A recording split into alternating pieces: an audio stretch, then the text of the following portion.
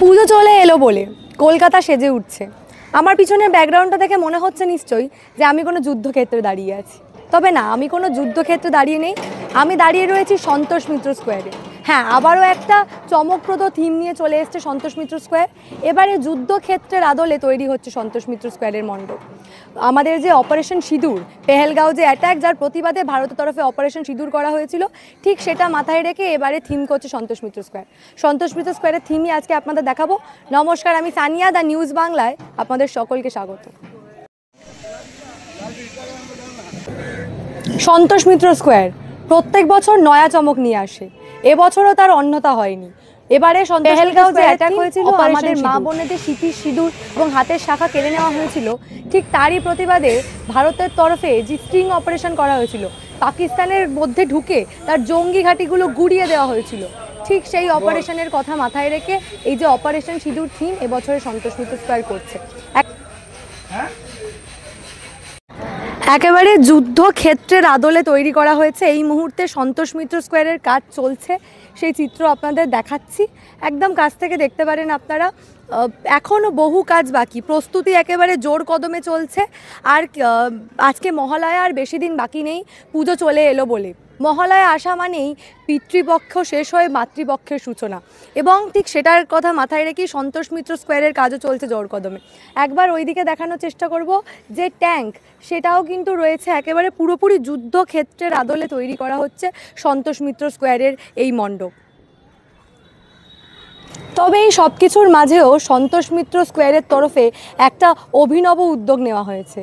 যেসব শিশুরা বিরল রোগে আক্রান্ত, আপনারা এর আগে জানেন যে একটা নির্দিষ্ট ইঞ্জেকশনের জন্য প্রায় 16 কোটি থেকে 9 কোটি টাকার প্রয়োজন পড়ছিল, ঠিক সেইটার কথা মাথায় রেখে, সে সমস্ত শিশুদের কথা মাথায় রেখে একটা নতুন উদ্যোগ নেওয়া হয়েছে। এবারে সন্তোষ মিত্র স্কোয়ারের প্যান্ডেলে দেখা যাবে সেই সব শিশুর ছবিসহ QR কোড, এবং তারা একেবারে সকলের কাছে আবেদন করবেন নিজের সাধ্যমতো কিছু টাকা যদি দেওয়া সম্ভব হয়। একেবারে এখানে যেসব স্টল বসবে, স্টলে স্টলে সেই QR দেখা যাবে, এবং পাশাপাশি লিফলেট বিলি করা হবে। এই নিয়ে কি বলছেন সন্তোষ মিত্র স্কোয়ারের উদ্যোক্তা সজল ঘোষ, শুনুন।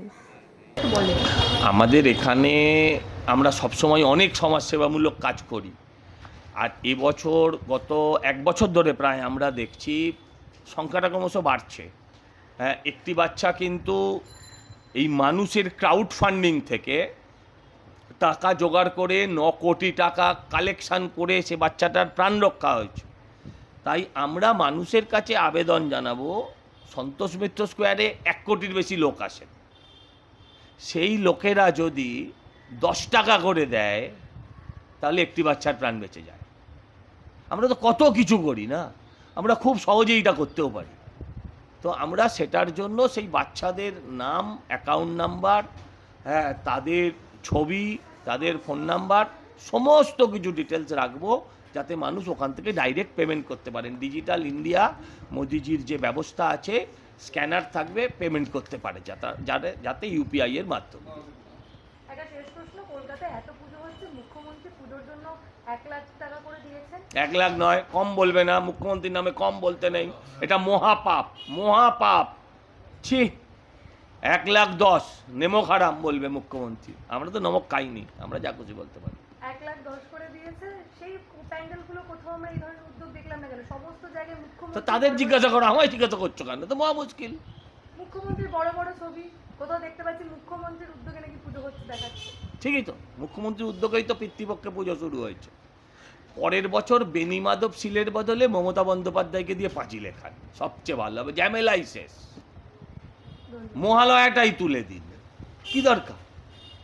সজলদা, এবারে সন্তোষ মিত্র স্কোয়ারের থিম অপারেশন সিঁদুর, ইতিমধ্যে দেখছি 4টে নোটিশ চলে এসেছে, সমস্যা কোথায়? আরও 4টে পাঠাক, কোনো সমস্যাই নেই। নোটিশ খেয়ে খেয়ে আমাদের অভ্যস্ত। তৃণমূলরা যেমন ব্যালট খায়, আমরা সেরকম নোটিশ খাই, কিছু যায় আসে না আমাদের।